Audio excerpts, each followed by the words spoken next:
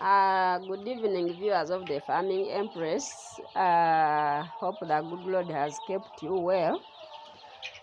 This is an update on our grandchildren, the ones we got from our stock that we received from our supplier in October last year.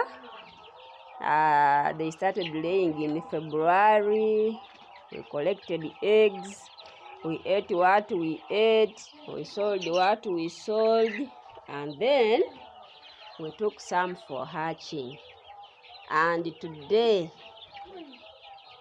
our grandchildren are 28 days old, and we have removed them from the brooder, and we have brought them in the main house. We shall keep you posted on the progress of this batch, and to get more videos from us, kindly subscribe to our channel, The Farming Empress, comment, like, and do share. Love you so much. Thank you.